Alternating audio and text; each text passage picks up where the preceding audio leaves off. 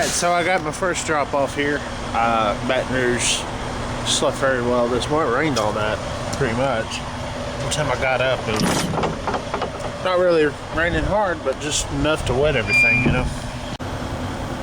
They took 4 pallets off at this store. I had 2 pallets right here, and 2 pallets, one small one like that one and one wide one. And it was loaded up literally to right here. I couldn't strap anything down because literally it was right here. You can barely shut the doors on this. So I couldn't strap anything down, so I'm sure as I'll go through the day, I'll have some leaning doors. There was a couple of leaning pallets here on the end, but I couldn't get to them. So, but the good thing about that, what they do, they really tighten them up as much as they can. So, you know, so it's not that bad really. They really put them in, you know, squish them together. I told you I was doing a new style video. Well, I had some old road shots I took from a couple months ago when I had that trainee in the truck with me, and down here or in the New Orleans area. So you're going to notice it's quite cloudy out here, but my road shots are going to look totally different.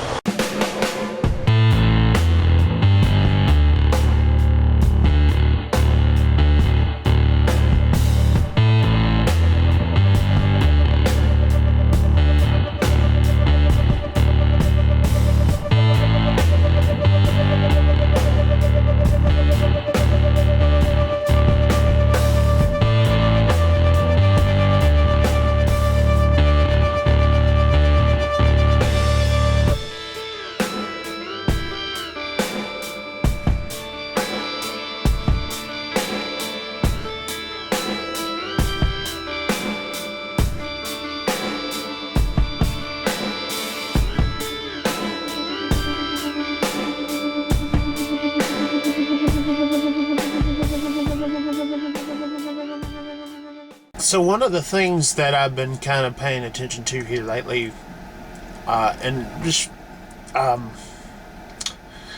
makes me think a little bit, I guess, is that the word and terminology of starter company. Starter company. Now, I've been using it, everybody's been using it and all this. And what I classify as starter company is companies that will start you and train you. That's what I classify as starter company. Now, there's many people out there that think that certain companies are named starter companies, but that's all you do is start with them, go on, and never look back.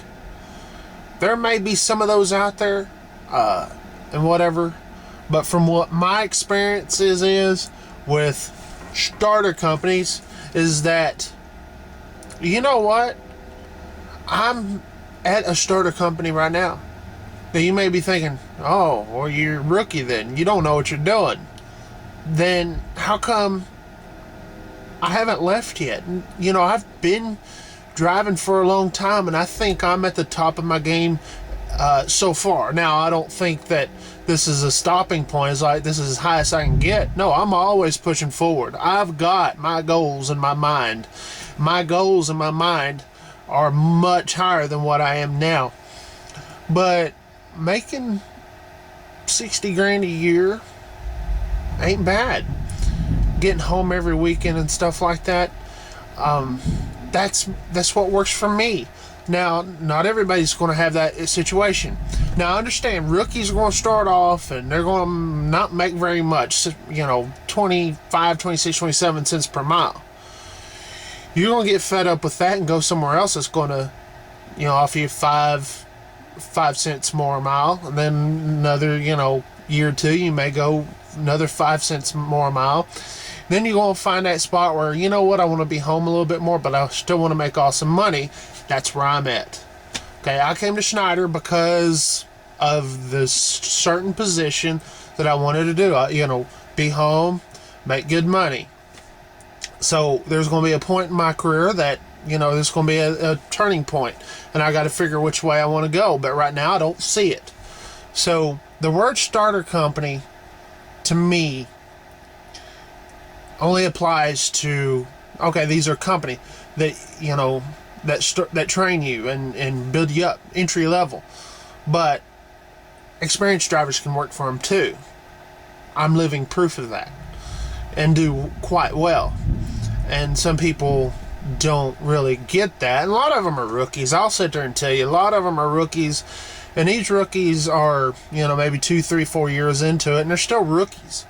Now, I've met drivers who have been driving for 5 or 6 months that are not rookies. They are good at what they do. They're seasoned and they take a lot of pride. But then you got these rookies that can't get rid of their rookiness. I know a driver right now that's been driving for close to 20 years, and he's still a rookie. He has that rookie mentality. Always messes up, and just, you know. So it doesn't really matter how many years behind the wheel you got. It's just right up here. It's your mental state. Is where you're a rookie or not. I'll be honest with me. It took me 6 years to lose my rookiness.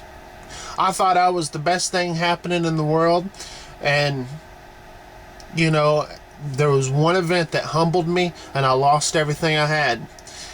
And that one event told me that, you know what, these trucking companies can live without me. So I bettered myself, and I've worked my way back up to where I am now. And I'm a lot far more humble, and I know it could end just like that again. You know, I'm easily replaceable. You know, whether this truck is going to have a driver that can do what I could do, I don't know. But what I am saying is that, you know, people can replace me in just a matter of seconds. So they don't need me as much as I need them, and I understand that. And so I do my best work that I can for the trucking company. You know, whether you want to call it a starter company or what, don't diss me, because, you know, I'm making it, you know, and you're not. Maybe you are, but don't think I'm not. Harahan, Louisiana, just outside of New Orleans, basically New Orleans. Pretty daggum close. All it is just a little suburb, if you want to call it that. This is where all the people are at, let me tell you. But we're done. Last drop. See? Nothing in there.